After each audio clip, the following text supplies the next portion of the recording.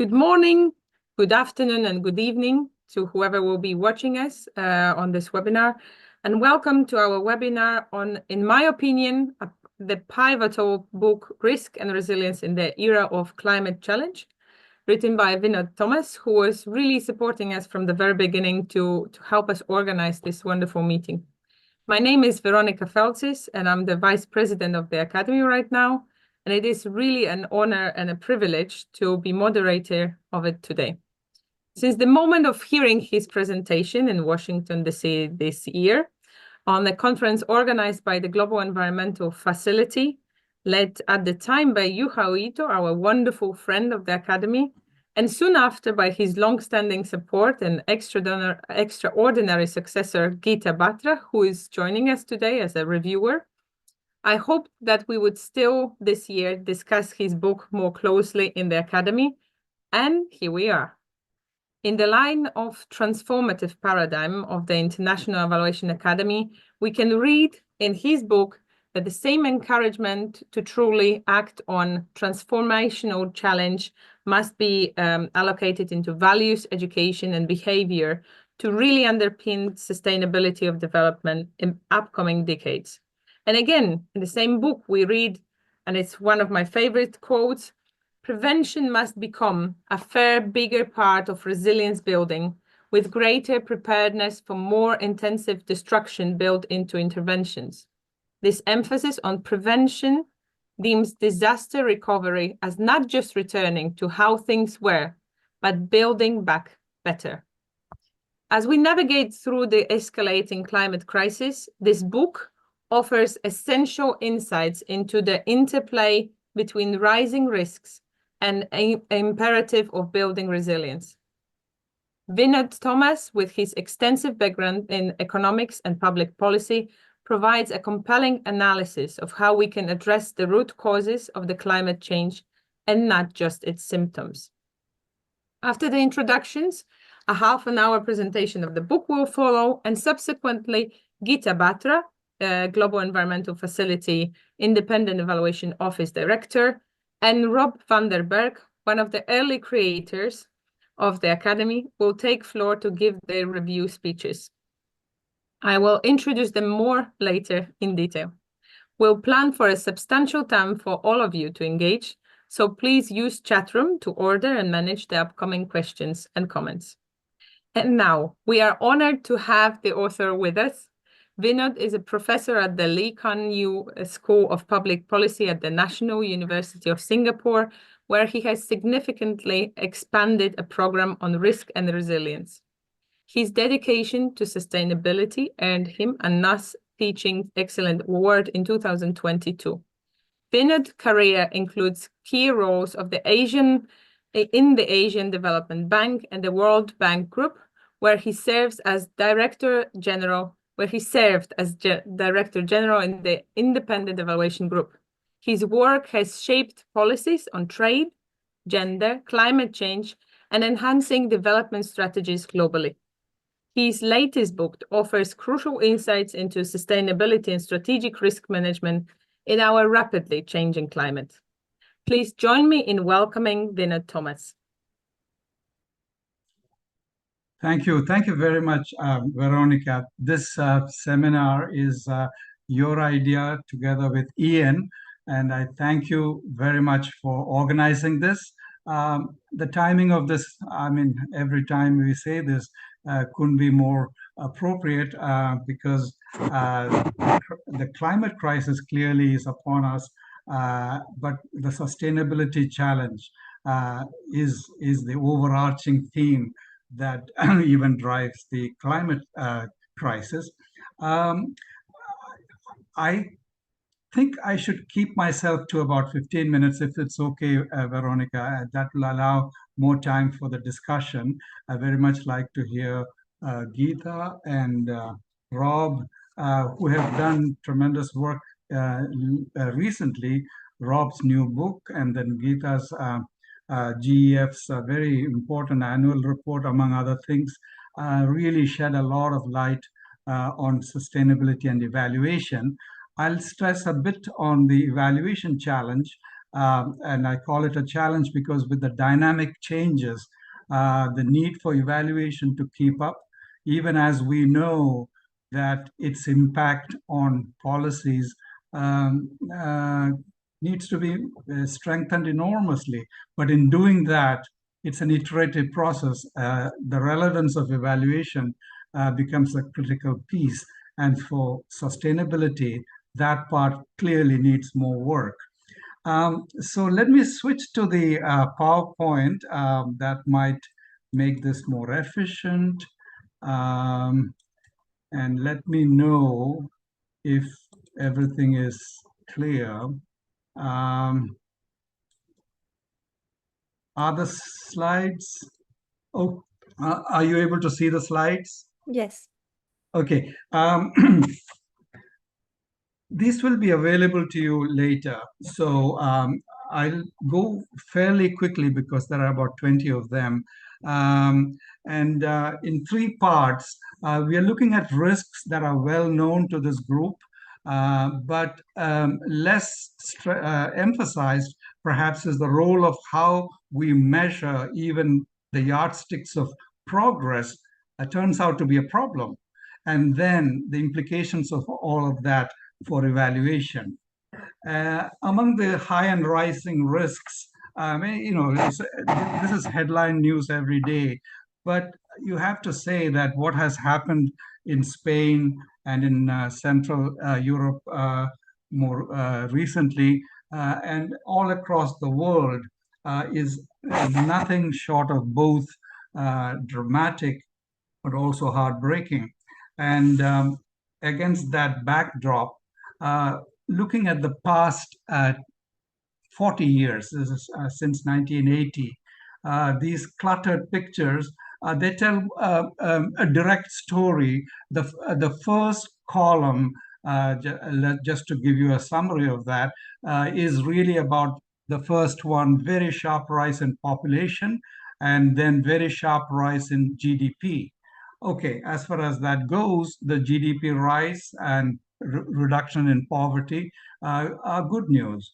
At the same time, the sustainability side here represented by two pieces. One, the rise in emissions, unprecedented and relentless, and at the same time, rise in heat and health related deaths. The rest of the quadrants are also important, but they tell a story that while GDP growth has been growing up, sustainability of that growth, but also all other indicators of human welfare have not been going up. So if you were to make a scorecard of development, you really have to revise some of the understandings we've had that growth and poverty reduction have been tremendous news. Yes, to an extent, but sustainability remains a challenge.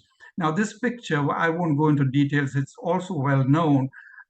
It's just one indicator, but it happens to be the leading edge of the climate crisis, which is carbon emissions. And you can see as meetings have been going on very regularly, so has carbon emissions been off the charts. And translating that warming into tipping points, well known are the green ice sheet loss and the West Antarctic ice sheet loss. But there are about 15 to 16 live tipping points, which literally means points of no return. So this is clearly a matter of tremendous concern.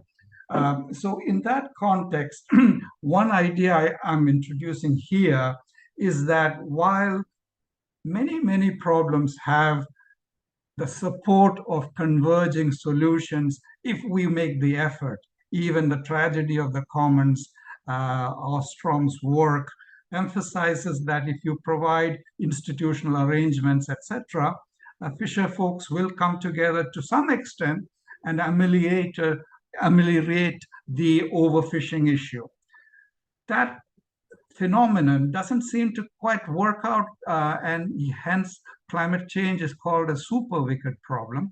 Extreme weather, hurting energy supplies, warming, raising energy use for cooling, right? It's part of the solution. And then that in turn raises demand for energy, and supply is hurt by dislocations like the ones that happened in Texas, and more use of coal. When you're in a bind, you end up using more fossil fuels. That then in turn drives up the emissions in a downward spiral. So this can't be called a converging spiral, like even in the tragedy of the commons to some extent. But it really is a problem. And many, many examples of that: forest fires, ecological destruction, in turn, more heat, global warming, extinction of the species, and then back to forest fires. So this piece I would call one that we need to take on in the risk resilience analysis as applied to super wicked problems. I mean, at some point, we may have to even think about degrowth or circuit breakers for a while because the system is going out of whack. This picture, complex as it looks, I believe is important in the sense that, of course, everything is related to everything. So the different colors, they are indicators of those that are most related, but the colors across the board also are related. But if you were to just take let's say, the dark reds, massive migration, profound social instability, water crisis, food crisis, etc. And then the greens are climate-related ones. And you can quickly see that climate, in turn, is also a contributor to large-scale involuntary migration. So, I mean, as evaluators, we would pull out our hair to see how on earth do we analyze this. So I think there is a balance that needs to be done in looking at the colors that are most critical for which the relationship, and I come back to that in a minute, in terms of solutions, are most pertinent. You ignore them at our own risk. Turn this around into a positive quadrant, the relationship between food and water and energy, kind of the basic bread and butter of development in a physical sense, those can be turned from trade-offs, meaning excessive use of water and energy, use of fossil fuels, all of them making food production unsustainable, turn it around to making them trade-offs into a complementary relationship might be the name of the game. And specifically on climate change, I want to also make this a second message, that we need to continuously think that there are two parts to the solution, or, I mean, solution is a very pompous word. I mean, I don't think there is one that we know of, but let's say ameliorating the situation, the mitigation side and adaptation side shown here for agriculture. So food is on the top. The two coming together, in other words, the concentric circles really go into that dark green area, is really where some of the best solutions lie. Why is this important? Because as time is running out, with the kinds of warming that we have seen, there is a sense in which we might think, well, all bets are off, let's just adapt, right? Adaptation here literally meaning coping or living with as best as you can the problem. Mitigation, on the other side, you could think of it as falling out of bed and then getting back. So getting back to where you were for the moment.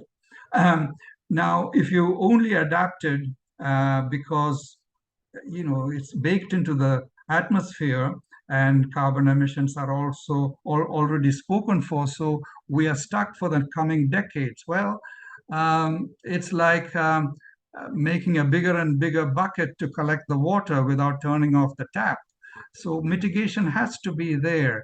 On the other side, if you only did mitigation, which has been a lot of the work of financing by the external donors, for good reasons, and we'll come back to that again if there is interest.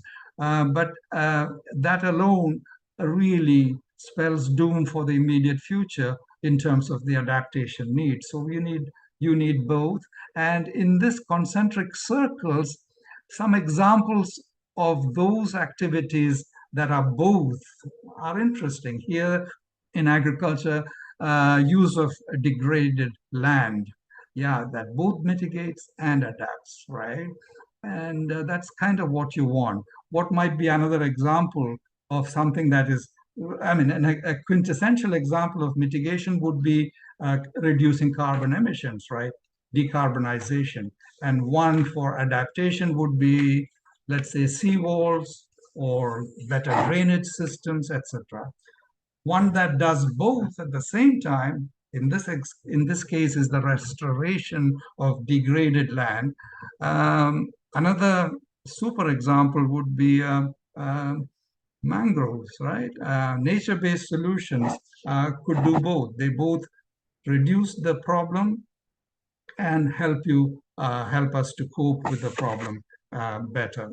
So with that, let me switch gears and quickly go to the second piece. And I'm saying that what we have said so far is kind of well-known territory, but the way in which we drive economic progress with lopsided economic growth could really be the root of the problem that we described so far.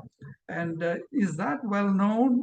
If it is well known, is it something on which we can act? Is it something on which analysts are sufficiently dedicated?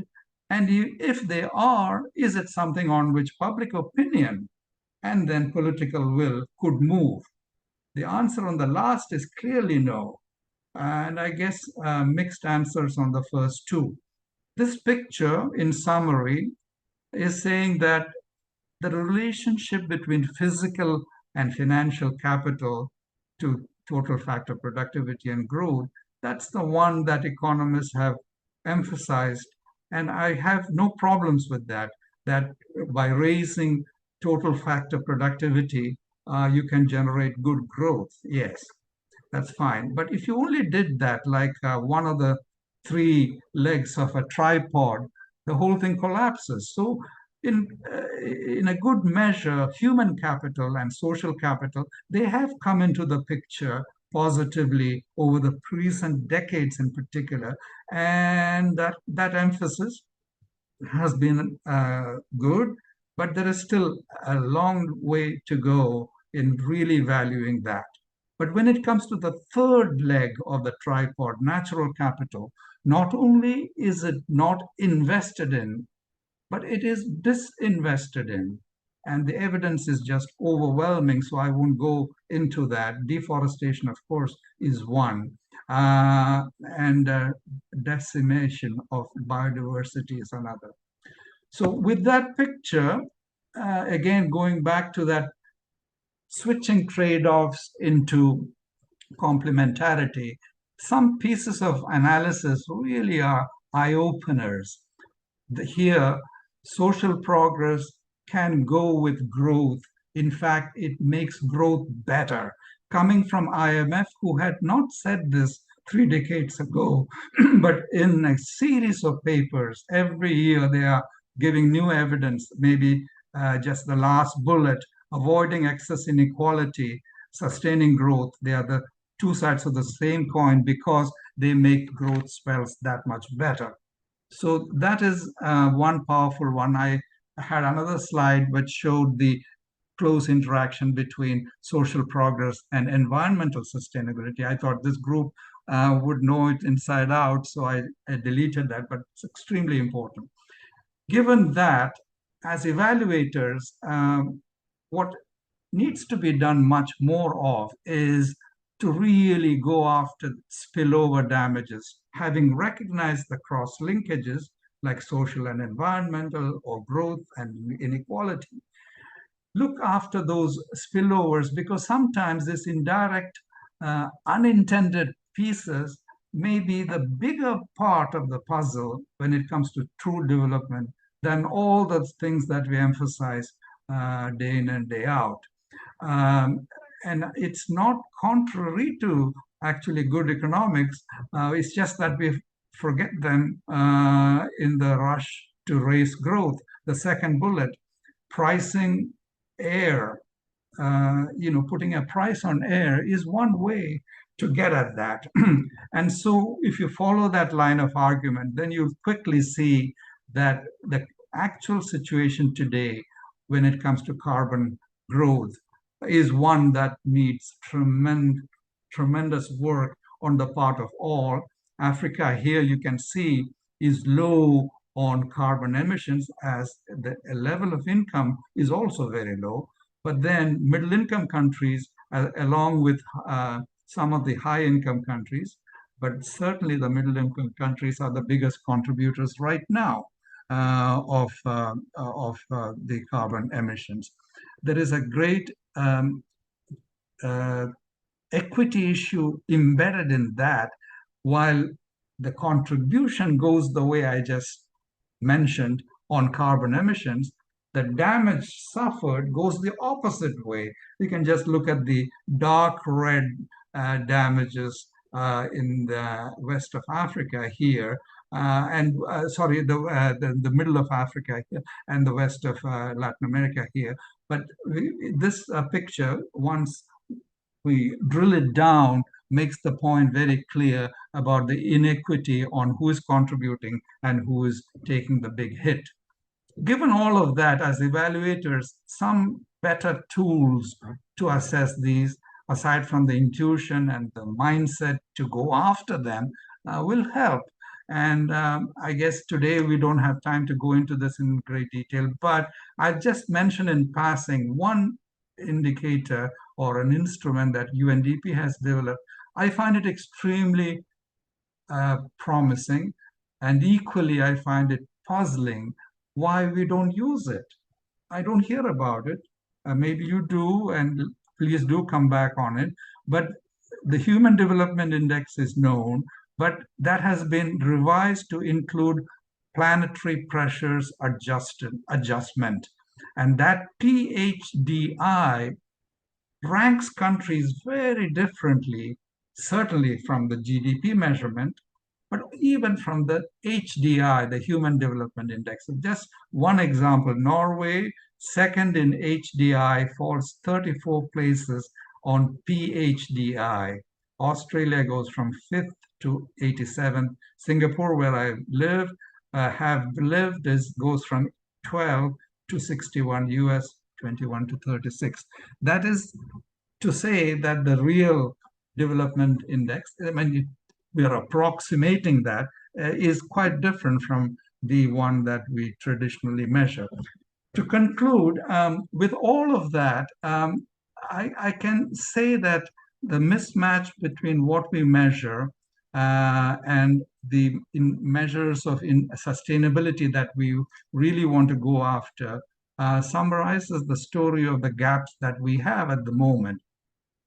And with that, is there a way forward? I mean, we all live this part of the story.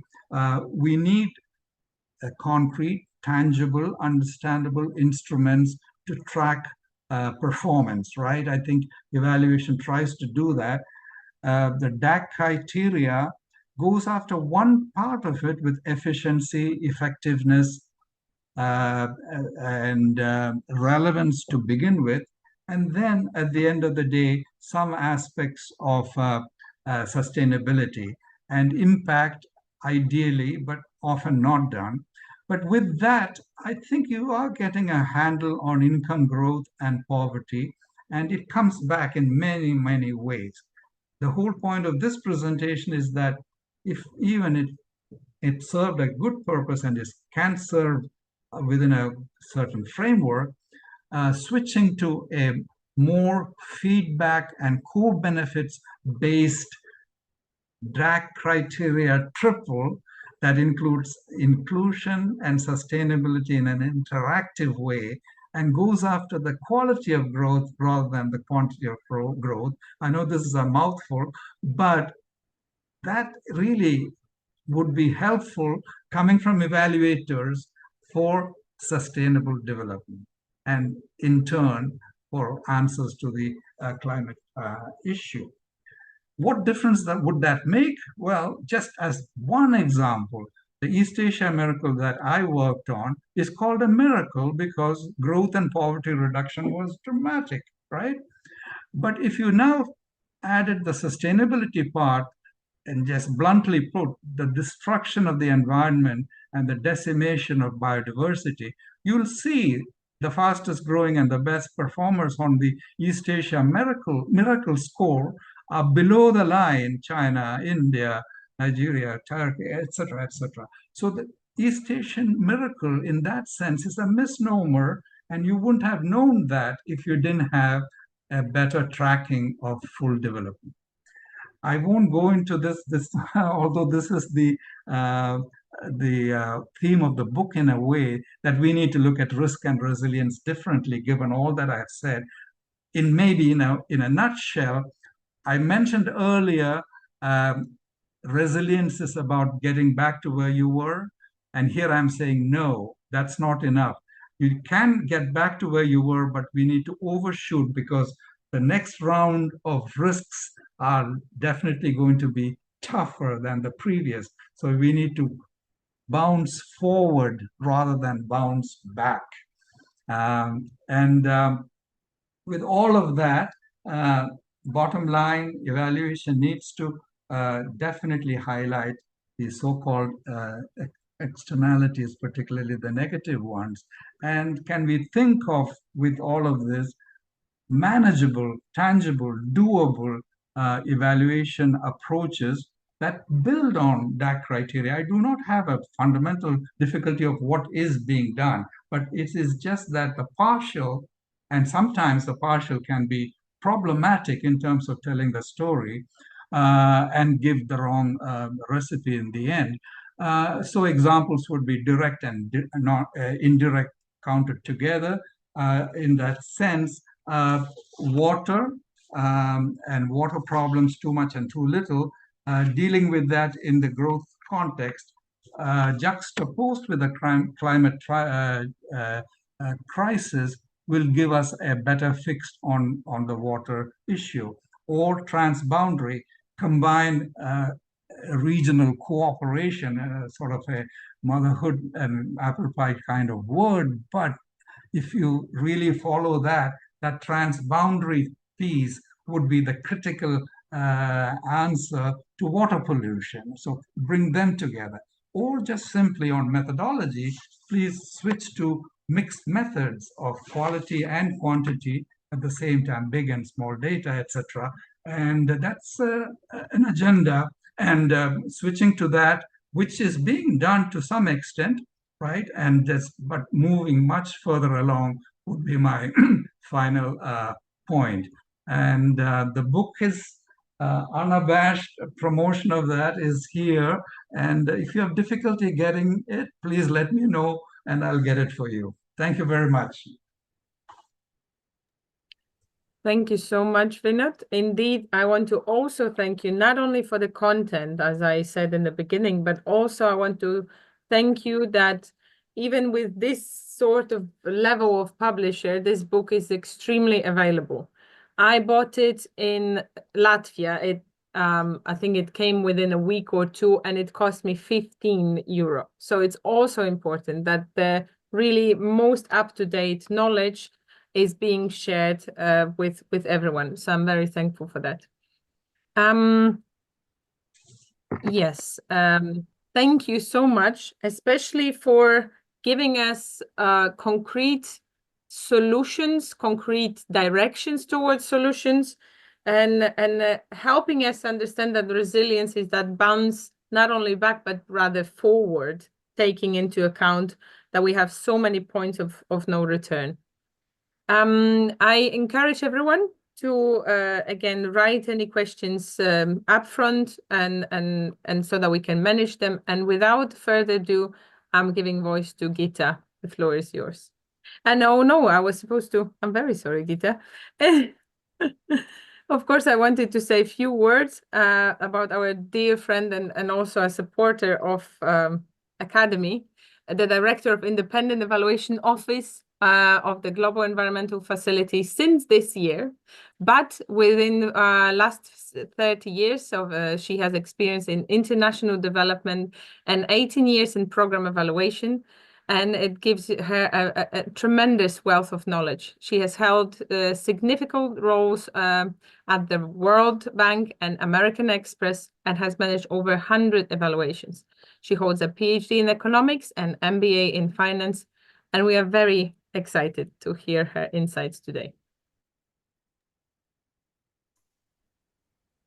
Thank you, Veronica. Thank you to the Academy. And I see two of my predecessors here, both Juha is online as well as Rob. And of course, my former mentor, boss from IEG, Vinod Thomas, who's just given us this really, I think, thought-provoking presentation today, right? So I'm going to share some of my thoughts and how actually what Vinod said is actually resonating with the work that we do, right? So this book actually offers several important contributions relevant for policymakers, development practitioners, and towards the end of his presentation, Vinod actually pointed out for what evaluators should also be focusing on. So let me start by saying I really appreciated the framework, right? And towards the end, Vinod talked about this, about the new lens for evaluating and understanding resilience. And he pointed to the interconnected nature of climate risks and how it's integrated with economic, social, environmental factors. So presenting a rather holistic approach. And he does this very well through a number of case studies. And he's also shown how climate change actually has exacerbated existing vulnerabilities and poses new threats to communities worldwide. And we're seeing this every day. I think it underscores, the book really underscores the urgent need for adaptive strategies to cope with these so-called unpredictable climate patterns, but I think almost giving a sense of predictability these days. We know it's going to happen if there's no action that's going to be taken. And he discusses the need for equitable solutions that actually consider the varying capacities of countries, as well as innovative financing mechanisms, right? So these findings actually resonate very well with some of our evaluative work, as well as the direction that some of the climate funds are taking their work and programs and projects in. So at the GEF, the Global Environment Facility, there are two funds, the Least Developed Countries Fund and the Special Climate Change Fund, that actually focus on resilience and adaptation efforts. And I think the funds have grown. There's also the Adaptation Fund that sits under the umbrella of the Global Environment Facility, that's increasingly doing work in this area and actually recognizing the integration between climate, biodiversity, and all the other focal areas that GEF was initially set up to be a financing mechanism for. Now, one of the book's core themes is the pressing need for an integrated approach, right? And that you cannot look at it conventionally, where earlier environmentalists would just focus on environment, economists like Vinod pointed out to the East Asia, cited as some of the best progress made during the East Asia miracle. And I think the bringing together of these two disciplines is very, very important. And I think Vinod also pointed out to the good index that the UN is using. So what we've been trying to do as evaluators is actually bring in geospatial, environmental data, et cetera, along with socioeconomic outcomes and health outcomes that are actually collected by countries, right? So you have the health surveys conducted, you have the standard, surveys conducted by multilateral institutions. And how do we use that good data and bring all of this together so that we understand both the environmental as well as the socioeconomic co-benefits in the work that we do. The other point that Vinod makes is in the book very appropriately is the need for innovative financing mechanisms. We all know that adaptation, resilience, etc., is going to require a tall order of what? 250 billion to 300 billion by 2030, and the number just keeps getting higher. And public finance is not going to cut it. So we all know that, getting the private sector in, and he talks about resilient bonds, green bonds, blue bonds. And I think a number of bonds have been tried and are being implemented. The GEF has piloted with the World Bank, the Rhino bond in the biodiversity space.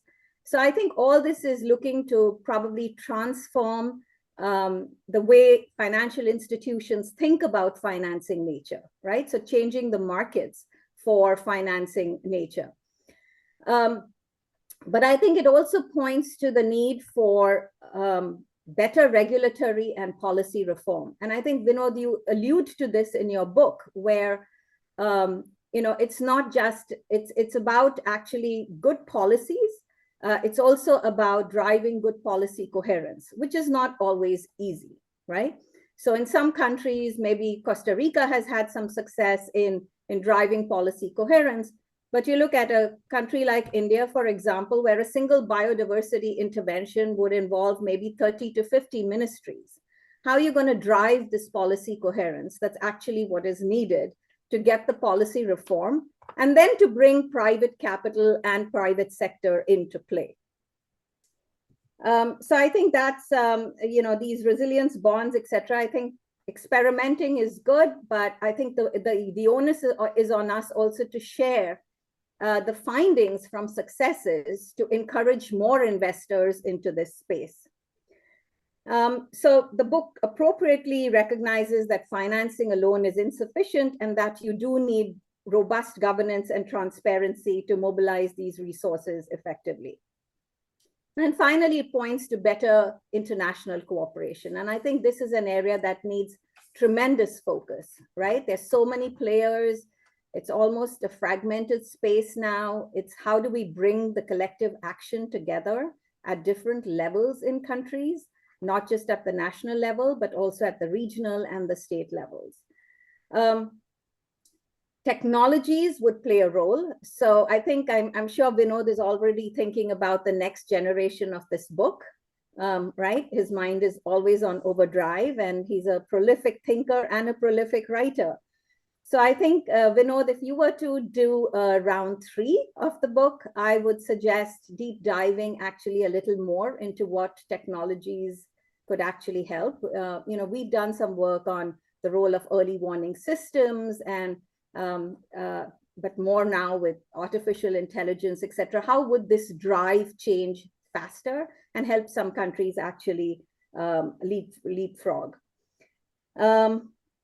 And I think it would examine, I think, a little more on behavioral and cultural influences that shape resilience efforts, right? Because understanding how public perceptions of climate risks and the barriers to individual and community action, I think this is also very important for actually implementing policy successfully. So I think that would also be an area that would be worth deep diving into. And finally, onto this mechanisms for global cooperation, right? How does one actually get people to work together, funds to work together, as well as countries? Because there's a lot of geopolitical factors. You've pointed to economic inequalities. You've pointed, how could these global climate agreements actually help foster some of this? So I'll conclude by saying the book offers a very comprehensive, actionable blueprint, because there's some very good policy recommendations for everybody, for policymakers, for evaluators, and addressing the complex climate challenges of our time, right? So the need for integrated approaches, integrated in not just in programming, but also using a systemic integrated view to evaluation, which combines disaster risk reduction alongside with socioeconomic and economic development. And I think by proposing equity-focused policies, you're encouraging readers to reconsider how we measure success. And that was your last slides, right? How do we actually know we've succeeded?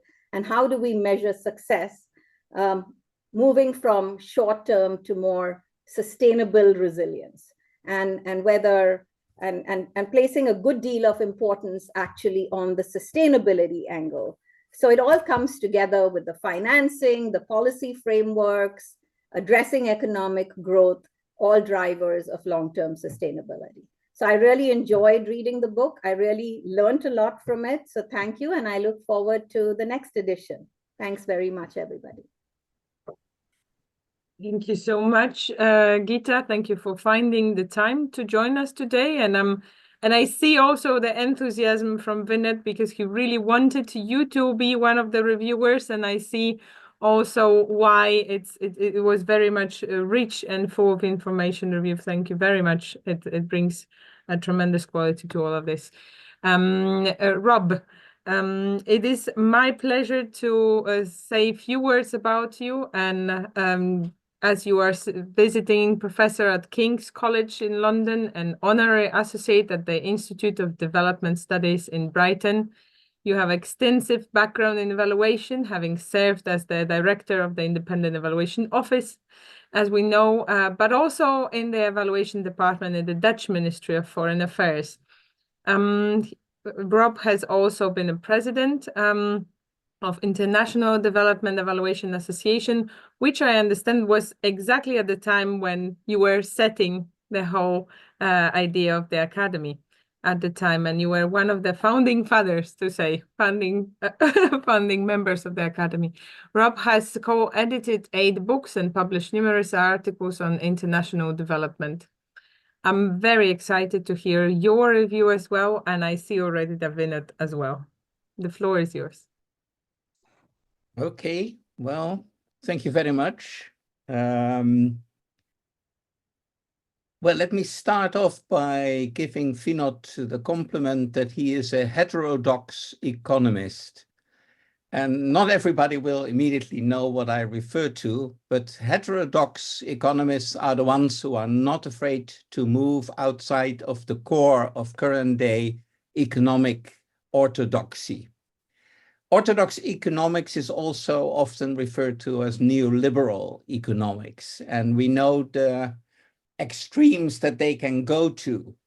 Neoliberal economics is focused on reducing the role of government as much as possible, on turning public goods into private goods, on aiming for the highest rate of return on investments in the shortest possible period, on letting markets decide on what is on offer and how much it costs, and in a great belief in the wonders of technological innovation, which in theater one would call deus ex machina. The supreme being ponders and sets something in motion that will solve your problems. Any longer-term problem, like climate change, is nothing to worry about because solutions will be developed over time. And anybody who is poor obviously has not worked enough. I could go on. You know what neoliberal orthodox economics tells us about their world and why we got into the problems that we are currently in. Vinod's book, on the other hand, describes the situation in great detail to provide evidence that we are on the wrong pathway and what can be done against this. He does this through bringing in climate science, social science, sciences on the nexus of environment and development, and so on. And Vinod has not been reluctant in introducing these foreign elements in economics. He demonstrates that this is very necessary. In our current situation, we talk a lot of business as usual that will continue to drive us towards catastrophic climate phenomena. And business as usual is wrong. We should not continue. And Vinod does not hesitate to write about economics as usual, and that economic science needs to be informed by all the other sciences that inform us where the world is going, unless we change our economic perspective. So his book tackles the upcoming climate crisis, which will get worse and worse, in a very comprehensive way. It's like bringing to life of the scenarios of the IPCC and giving us details and insights that the IPCC sometimes does not go into. They tend to focus on the climate, the movement in climate change rather than underlying reasons. His prescriptions of what to do to ameliorate the climate crisis are to the point and right and well formulated. His analysis has achieved more depth and insight, and he is not afraid to tackle other issues that are highly problematic. So my compliments for a very useful and well thought through volume that should help us all to better understand the linkage between economic practice and environmental disaster. And in the second edition of the book, he goes into greater detail on the loss of biodiversity as a very serious side effect of the climate crisis. What he is referring to is the upcoming sixth mass extinction of species if we continue on the same road. And while it is good for biodiversity if climate change is stopped or even reversed, climate-induced biodiversity loss is one of many phenomena in biodiversity. So here I'm going to be a little bit critical. Most biodiversity loss is due to habitat loss. Take a primary forest with a huge amount of biodiversity, put a high road through this forest, and this simple division of the area in two will, in a few years, lead to a lower level of biodiversity on both sides of the road, because the area is crucially linked to the number of species that will be present. Now introduce some side roads to camps where trees are harvested, and each side road cuts the forest in smaller pieces. Smaller pieces have lower biodiversity, but this is a systems issue, and it follows power laws rather than linear progression towards extinction. Power law behavior of biodiversity leads to exponential reductions of biodiversity in smaller and smaller areas. And remember, except for cutting down some trees and putting in some roads, the influence of humanity should almost be impossible to see, except for the power laws, which dictate that the smaller the habitat areas of primary forest are, the greater the increase in species disappearing, biodiversity reduced, and so on. So this has nothing to do with climate change. And while it is excellent, as Thomas does, to add biodiversity loss as an important reason to stop climate change, stopping climate change will on its own not stop biodiversity loss. To bring this in the right perspective, it is not just primary forests that are endangered. Habitat loss for species in nature is a phenomenon of the huge increase of land that humanity claims to need for living, for agriculture, for entertainment and relaxation, and for going after precious metals and other resources that we mine out of Earth. For some, climate action should be focused only on reduction of CO2 emissions.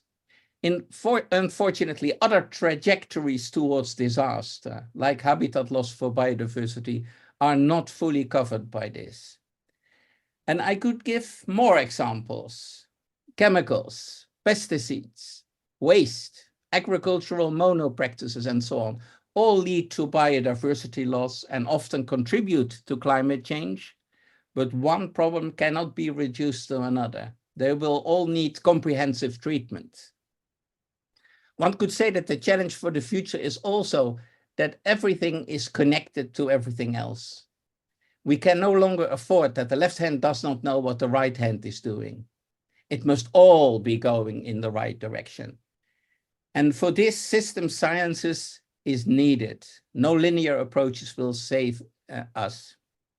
Vinod is fully aware of this, and the book will put readers in the direction of systems change and how to influence systems. In climate action, This is being adopted in the multilateral community of the banks and other international organizations and funds in the Transformational Change Learning Partnership hosted by the Climate Investment Funds of the World Bank. This is a community of practice that aims to identify how institutions and nations can transform towards sustainability. Scientists are part of this community of practice, and the learning part is really interactive with people and communities on the ground. A second important international initiative in which countries tend to take the lead but receive support from international and donor organizations is called Just Transition, a transition that shapes a just future in which efforts are made to reach agreement on how action against climate change and for the transition towards renewable energy sources can be done in an open way, reaching agreement on what people can do to prevent disasters and how local communities and nations can bring a new sustainable future into being. While initially Just Transition focused on energy transition, there are now an increasing number of Just Transition initiatives that focus on social arrangements, on healthcare, on livelihoods, and so on, all with the focus to achieve sustainability in all domains, social, economic, and environmental. This would be a great addition in the next book of Vinod on this issue. These two initiatives, the Transformational Change Learning Partnership and Just Transition, show us something really important about the challenges that we are facing.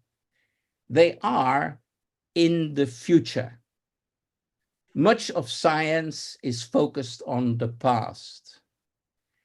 The evidence-based movement prides itself on bringing evidence to policymakers on what works, as demonstrated in research that looks at past achievements. But the challenges we face are radically different from the ones we tackled in the past. We do not have the luxury of slowly finding out what works to tackle a new challenge. There is great urgency that we do something about risks and resilience in the near future. And there is no time to first set a decade for pilot projects and innovations, and then decide what societies and economies should do. Vinod in his book has made the all-important shift from studying the past to understanding how the future might take shape, and to take precautionary measures to prevent disasters. This is the world of risks and resilience. It follows the IPCC approach of developing scenarios for the future and demonstrating what the trends are and which changes they bring. Against this illustrates how heterodox Vinod is as an economist. But while I fully agree with his warnings regarding possible scenarios that will bring disaster to humanity, I also feel that Vinod's book on its own does not cover the full range of sustainability crises that humanity faces. This is good for us to also keep in mind. There are many sustainability crises at the moment emerging, often with very long historical roots, but all coming to a crisis in the coming decades. Clothing, food, agriculture, waste in water, acidification of the ocean, and so on. And perhaps the most daunting one is biodiversity loss, which if unchecked will lead to the thick mass extinction of biodiversity in the history of Earth. As I argued, this is not a side effect of climate change, but a disaster that may happen regardless of climate change and climate action. It is sobering to note that large animals usually have not survived the previous 5 mass extinctions. Well, we need to solve them all these sustainability crises. This doesn't mean that Vinod's book is not valid. It is very valid, as it fully describes the climate crisis and what to do about it. When governments follow Vinod's recommendations, they will need to ensure, where applicable, that the actions against climate change do not worsen other crises, and that all these crises, including social injustice, economic exploitation, are solved by acknowledging their interlinkages. And perhaps a good way of ensuring that evaluators capture all threats to sustainability is to look at the planetary boundaries of Earth as developed by the Stockholm Resilience Center. These include climate change, biosphere integrity, land system change, freshwater change, biochemical flows, and several others. And interestingly, climate change does not emerge as the worst breach of planetary boundaries. Biosphere integrity is hit worse, and the worst is a new category, introducing novel entities on Earth, which companies are doing all the time because they invested in a new compound that makes it easier or cheaper to produce what they think they can sell to humanity. Unfortunately, I can confirm that most of these substances have no research whatsoever on their potential, adverse acting on our planet, and whether they endanger the future of humanity. The current research system of new chemical and organic compounds in our atmosphere, soil, water, and in our bodies is able to annually look at hundreds of new compounds. But being introduced currently by industry are thousands of these new compounds. And of course, the companies guarantee us that they are harmless. Well, we certainly wish so, but we have no proof. Let me end then by pointing to some promising developments and hopes for the future. Sustainability as a subject was put on the map in 1987 by the Brundtland Report on Our Common Future. From the 1990s onwards, the international community has put billions of dollars into pilot projects, innovative investments, tests, experiments, new approaches. Gita already referred to this in the framework of the Global Environment Facility. And this was all to discover how our world could be made sustainable. Most of this was spent on climate action, but all areas of concerns have been covered. For all of these, we have evidence for hope. It turns out that any of the many sustainability problems can be solved if we just look for the evidence that has been created and established with all of these investments and donations, most of them in the global south. But the global west is in many cases now catching up, especially in the transition towards renewable energy. I have been involved in these efforts for about 15 years, and what I have seen, I have now published in my book, Evidence for Hope, which will be discussed in another webinar of IEAC on November 29. All in all, big compliments to Vinod Thomas for a thought-provoking book that tackles the climate crisis and urges governments, societies, and economic actors to change their policies and behavior before it is too late. Many thanks for this, Vinod, and may your book be used and read by many. Thank you.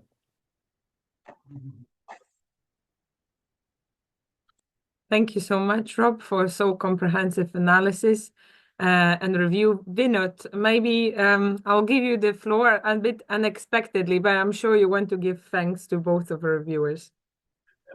Thank you, Veronica. I'll just briefly say a thanks to both Rob and to Gita for the excellent comments, and just acknowledge some of the points by just naming them and not discussing at this stage.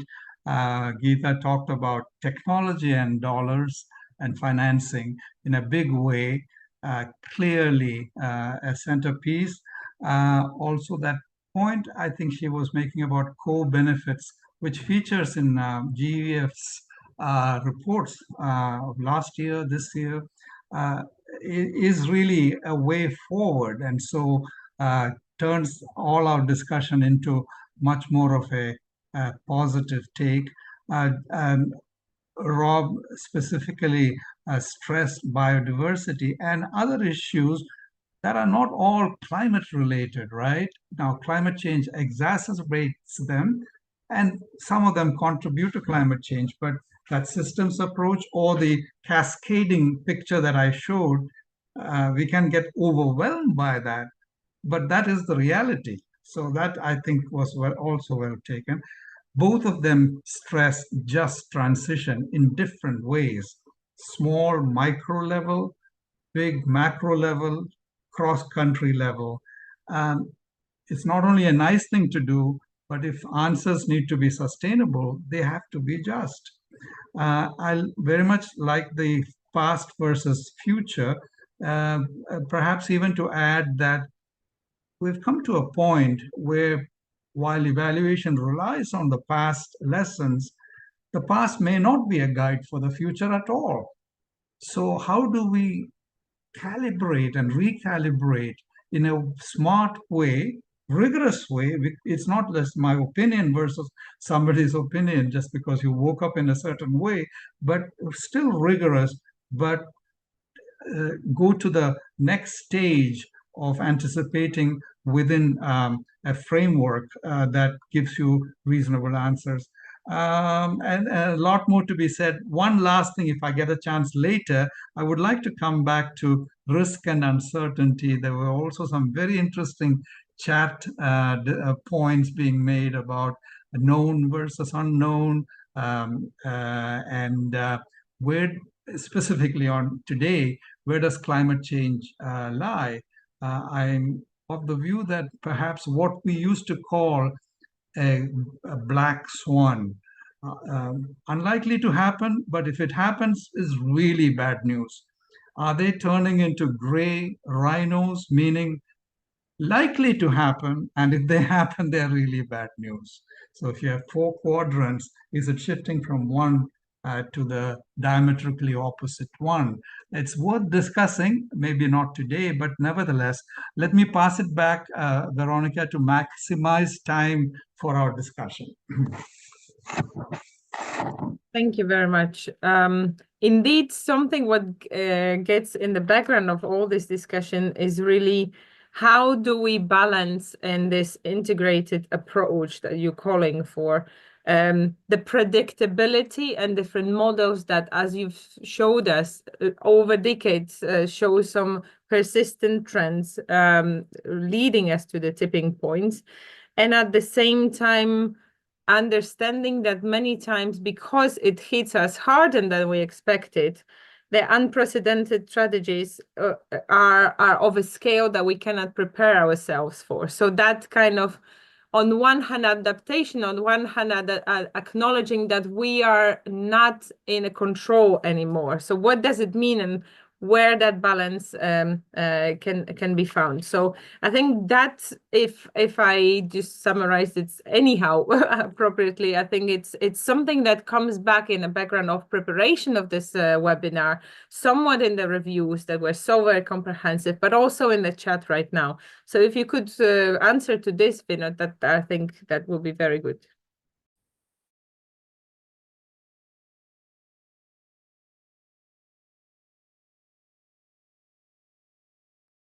You muted. Slight technical problem here. May I come back to that? Yes, of course. I can hear, but I don't. Yeah. Yes, it might be also on my side. So if in general the audience also cannot hear me too well, then please let me know. I had this problem in Manila on a previous occasion this week, so I was concerned. Let me come back.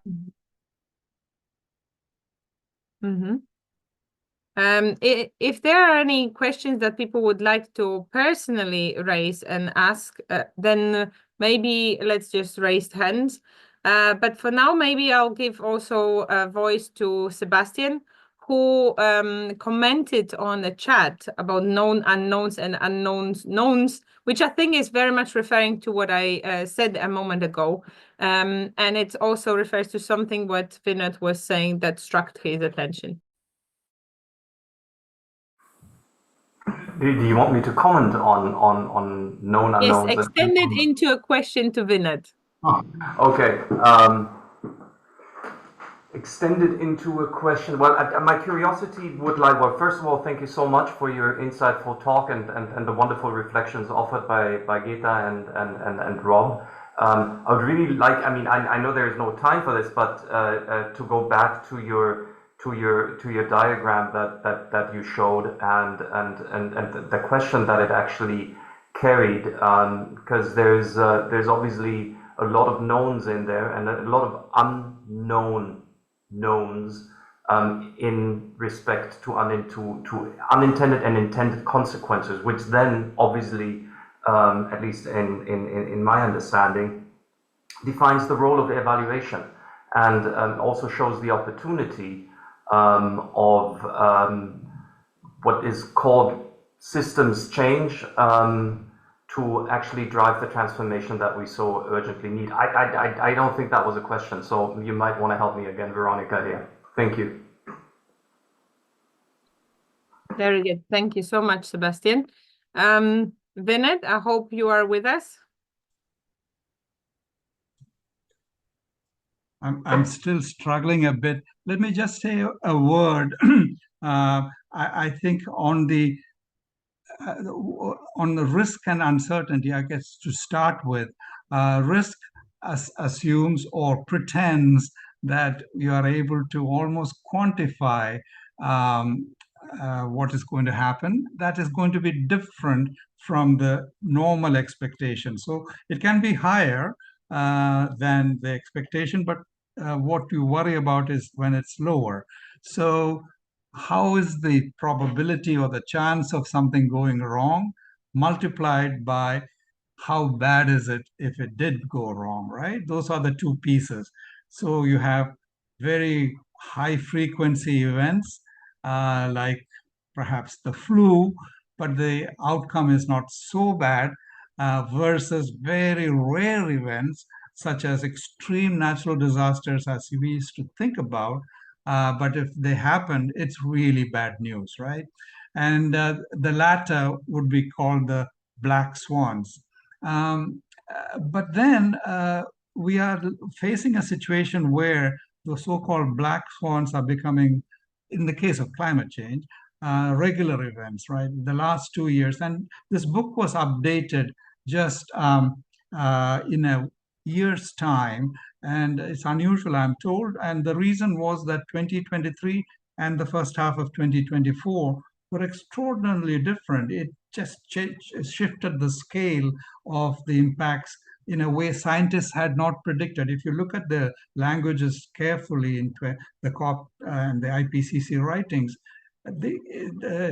this year was not supposed to be what it is actually proving to be in Spain and Central Europe and so on. So the acceleration that we noticed in one of the slides is one that looks like it's here to stay because its root causes are baked into the system.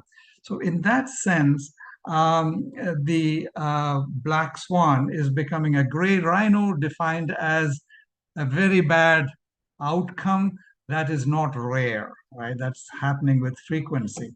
So connecting that to Veronica's question and the formulation of things that we know that knowingly will happen, maybe the easy quadrant, but even that, there is a lot to be said about it, all the way going to the unknown unknown, that there is an unknown, but its formulation itself is not known. The big question for today, at least on the climate question, is it an unknown unknown or is it more of a known unknown? Right? I think if we could figure that out today in the next 5 minutes, that would be a great contribution to the understanding of this thing, because I've read a lot about this in the last year, and I don't understand where they are coming out. Now, if they, meaning the scientists, the economists, just follow, after everything has gone wrong, then there's an analysis saying what happened. So my sense is that here is one case where you have a combination of a lab experiment, empirical evidence. This kind of relates to Rob's book, and both intuition and common sense all combined. I can add econometrics to that, telling you that if you pump CO2 into the air, whether it's in a lab or outside, it likely will change the heat patterns. And if you have a layer, that would be broken, right? So when you put that together, it sounds like it is more of a known unknown than an unknown unknown in that framework as far as that goes. And that is critical for action, because if you said it's an unknown unknown, good economics will say, let's not do anything because we don't know where it's going to land, right? You unnecessarily spend money on crazy things. And you know, God knows that happens a lot. As evaluators, we know that. So to avoid that, and precious resources for biodiversity, for poverty reduction, for this and that, all of that is at stake. So we need to figure out, is it a more of a known unknown on which we need to spend smartly with co-benefits that Geeta was emphasizing. And Veronica, if that addresses your part that I've missed a little bit, but gives us a handle on the policy side, well, at least we haven't solved the problem, but we have a clearer understanding. But that's where I'm coming out, that within that framework, we can proceed that on climate. There is a piece that is a known unknown. You can be sure that given what is happening on the carbon emission side, disasters are going to get worse. There will be 2 Spains within 2 years rather than 1 Spain in 100 years. Yes, thank you very much, Vinod. I do think it answers my question, and also links the econometrics with evaluation. That what we must take into account analyzing the future. My second question, probably a slightly improvised, but I think it refers more to what also Geeta was mentioning about the resilience bonds and a very clear roadmap how private sector investments could be more involved and should be more involved into mitigation and adaptation. At the same time, referring to what Rob has said about orthodox economics, it seems like we are at risk that tomorrow, since tomorrow, we're going to have a very important world leader, again, relying very strongly on orthodox economics to be very, very delicate in words. So we'll see what happens. But at the same time, we know that behind the scenes, there are already private investors who are not only orthodox economists, but also people who are very much investing into limiting roles of government and seeing public goods as private goods and so on. So I also wonder, not only, as Geeta was saying, how can we kind of lead towards comprehensive legal frameworks that are cohesive within the country or broader regions, but at the same time, maybe are there any tools to delegalize the investments into fossil fuels, and how can we be also actors in all of that as evaluators?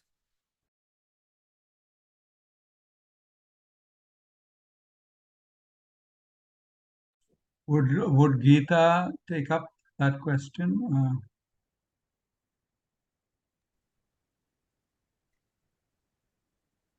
So I mean, yes, there's this whole discussion about, private returns and public goods, and you're not going to expect the private sector to take on the public good dimension, right? But on the other hand, I remember this was the previous Jeff replenishment. We're on the threshold of the next Jeff replenishment. And it was a discussion with private sector representatives and CEOs of a number of multinational companies who said, there's trillions of dollars available and we are ready to finance. Show us bankable projects. Make sure you create a level playing field where one company is not given unfair advantage over the others. And that's where we will come in and we will take on adaptation or mitigation, right? And I think this is the role that multilateral institutions should play. The problem is they also don't understand how agencies like the JEF or the GCF, et cetera, work. How do you get them involved? Recently talking to some palm oil producers in Indonesia. And they said, well, we don't know, agencies like UNDP. We don't understand, what does the JEF do? Who are these players in this climate finance space? What they do know is a multilateral like the IFC, because the IFC has worked with them in a variety of deals. So I think partnering with institutions that understand the private sector, and this is where this whole, Vinod's point in his book about getting global cooperation, you can get that, but you've got to also get it with players who understand how to work with entities like in the private sector, right? So a big part of this is also about public-private dialogue. And I'm not so sure. I think everyone likes to use the word, let's bring in the private sector, but I don't know how much understanding there is on the side of multilaterals like ours, as well as on the side of the private sector. So I think there has to be there's a market failure in information sharing and understanding the different roles that can be played. And I think that's where, whether it's global cooperation, information sharing, knowledge, you've brought in the private sector, say at a regional level. How do you bring them in at national level or vice versa? So the large multinational in Indonesia says, we can work with the central government very well, but projects and programs are not implemented at the national level, right? Where these players seem to have some influence. They're all operating at the local and regional levels. And Vinod pointed out to transboundary cooperation as in across countries as well as across regions. So I think there's a lot of need for bridging these gaps on information failures, bridging these gaps on understanding the roles each can play, because there's plenty of private financing out there. It's what are the bankable projects? I mean, if you have 5 biodiversity bankable projects out there, and you're getting every private investor to run after those same 5, I think, that's not going to cut it. Right? So this whole shift towards these new bonds, educating Citibank, Bank of America, for the first time, they're actually understanding, what does a rhino bond mean? Or what does another animal bond mean? How do we get this word out there that this is actually a financially viable investment for these players? So I'll stop there.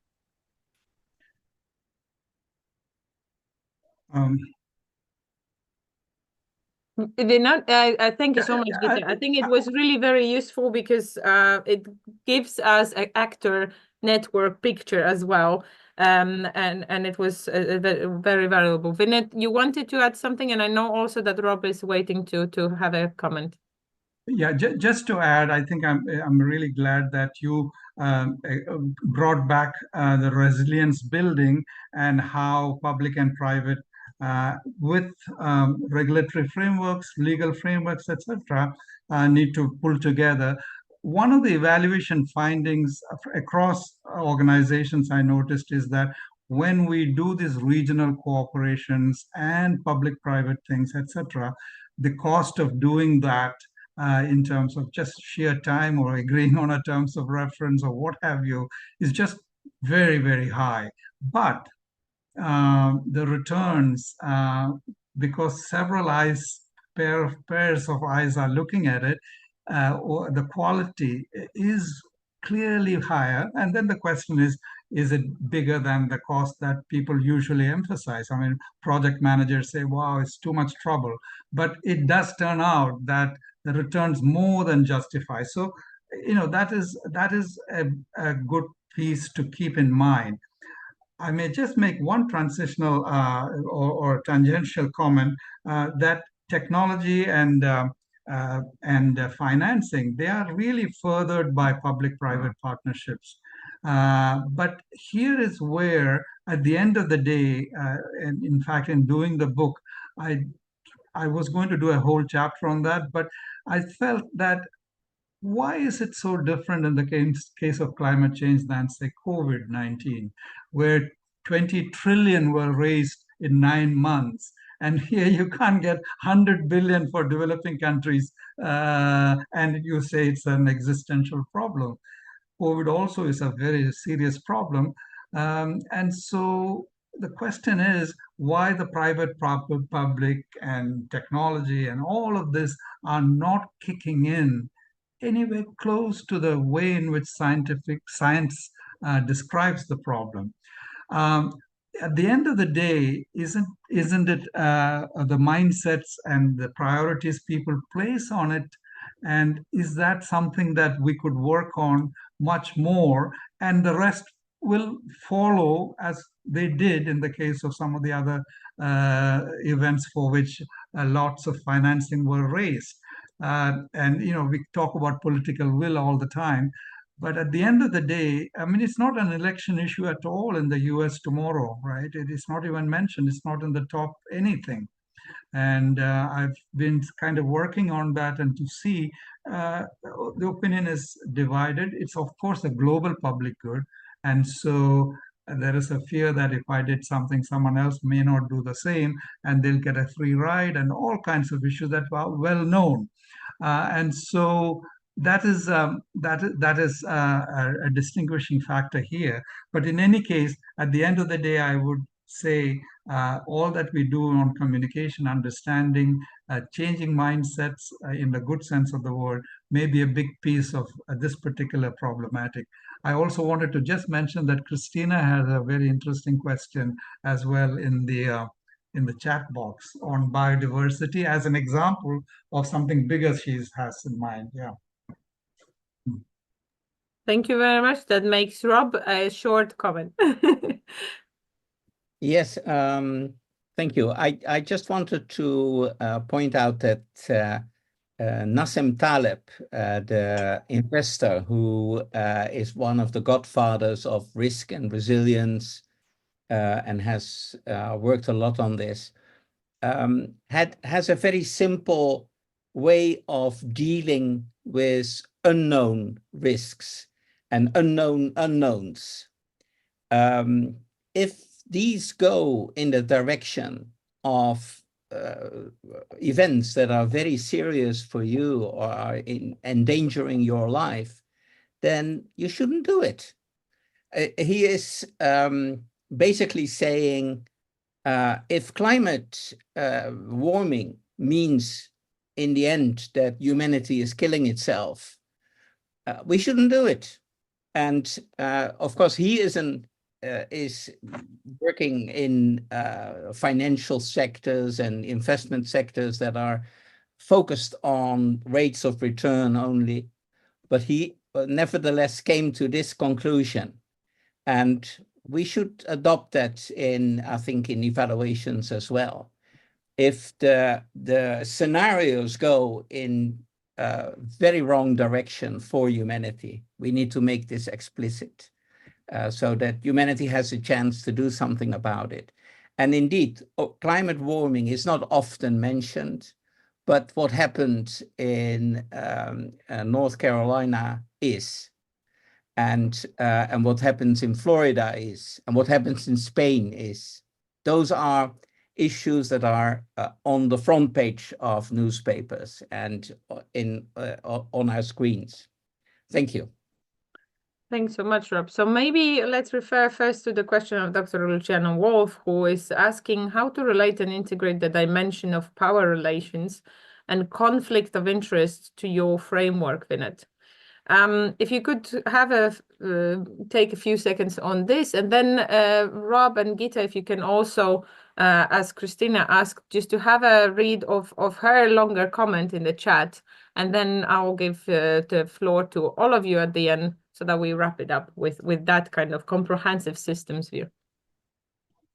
Thank you, Veronica. And I may not get a chance to say this, but thank you for your masterful moderation. On the very important question of power relations and conflict of interest, clearly a huge issue and topic for that cuts across many, many other themes as well. But in the case of the issue at hand here of climate change and its super wickedness, I'll just give a narrow answer. Super wickedness of climate change has 4 attributes. One of them, and this is a chapter in the book, one of them is that the very people who solve or who are entrusted to solve the problem have a conflict of interest in not solving it, right? And you can think, we can have an intellectual exam on what fits into that category. But here, fossil fuels and the power relations that relate to that, and the financing and the lobbying and all of that that go with it, take it to an extreme degree whereby the very evidence of the damage is hidden while known by the very people who are solving the problem, right? Or who should be solving the problem because they have the technology and the power positioning, etc. So we have, and that's why it's called a super, super wicked problem, that it's hard to disentangle that. So, well, we can think of possible ways forward.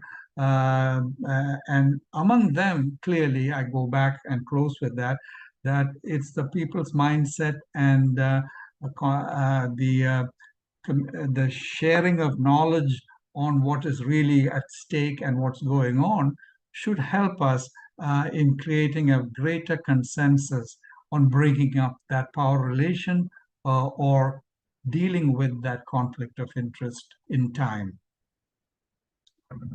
Thank you so much, Vinod. As you called for referring to Christina's comment as well, maybe you want to start the final round of you, Gita and Rob, commenting on that comprehensive view, how that super wicked problem is interlinked with all other systems, not just the climate change.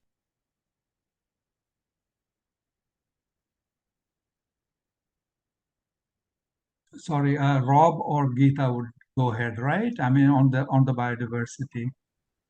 If you wish, okay? You can start. But we can also start with Rob, maybe. Maybe it's easier for you, Rob, and then we give the final. Yeah, I'll just recognize the value or the importance of that because the relationships, clearly go in both directions, and biodiversity and its care might itself have valuable contributions towards climate resolution to some degree, and the reverse, right? And so that recognition and appreciation of that intermingling of the directions and the scale of this issue, climate and biodiversity, clearly will be valuable. What I can say is that it is a pity that climate financing sometimes comes at the expense of biodiversity financing. That may be what Rob had in mind earlier on, that one problem, so solving one problem should not make another problem worse. But let me pass it on to both of them. Thank you so much. You want me to come? Oh yeah, Rob, absolutely.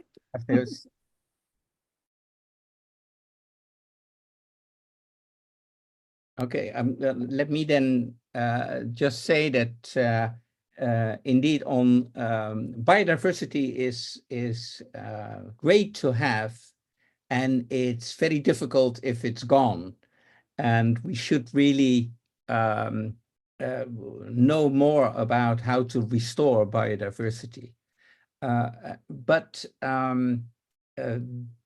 if we manage to solve that, and as Christina implies that, yes, we can solve it, that's the way forward. We would indeed follow that and ensure that biodiversity, I mean, it's part of the sustainability circle that we try to solve. Thank you. Thanks so much, Rob. And Gita? So as Vinod pointed out, right, there are these feedback loops. You know, you clearly need biodiversity. It helps with ecosystem resilience. It helps with carbon sequestration. I mean, it's got a host of benefits for climate. And then you've got this other mechanism. So I think any evaluation, and this is something we're trying to demonstrate. Unfortunately, it took COVID for people to understand the relationship between humans and climate and biodiversity, et cetera. And I think after COVID has subsided, that relationship again, people are kind of pushing to the background, right? It brought so much to the forefront. And I think more and more we try and do this in our evaluations, recognize this feedback mechanism between biodiversity and climate. Unfortunately, it hasn't got the importance or the limelight like climate finance has received. And it took many years, right, for the whole climate argument and for climate financing to reach levels where it has. I don't know what it's going to take for biodiversity to achieve that. And it's pretty discouraging because the recent COP in Cali in Colombia just finished yesterday or day before. And countries walked away without a financing commitment. And so I don't know if they're going to achieve the 30 or the 10 billion by 2030 or anything like that, because there was no agreement reached at this big forum that took place recently. So it's just pointing to this, again, you know, the need for behavior change, the need for education, the need for all this to get all this together. And I think the onus is on us as evaluators to continuously demonstrate this nexus and this link, that these are really interlinked and you can't get one benefits of one without addressing the other. So I think we can do that maybe as evaluators and start, you know, showcasing more and more of that evidence. I'll stop there. Thank you. Thank you so much. Thank you to the author of the book, which I very much encourage everyone to get to read, to really follow. And it has been tremendous pleasure to work with you, Vinod, from the very beginning of this year on understanding better your contributions and also on preparing this webinar. And I'm so very happy to invite everyone already on known date of 29th of November on seminar on Rob's book. And I'm happy to see that we are starting to have it as a some kind of a habit to discuss each other's contributions, to have this safe space among so many incredible experts and share that knowledge among each other. And we really have a learning circle here. Thank you, everyone. Thank you, Vinod. Thank you, Gita. Thank you, Rob. See you next time. Thank you very much. Thank you for organizing and congratulations on everything. Bye. Thank you all so much. Thank you very much. Yeah, and my thanks as well, and also for the comments in the chat box. Yes. And thanks to the Academy. Thank you, Yes. Veronica. Yeah. Best wishes to the Academy. Thank you so much, everyone. Thank you.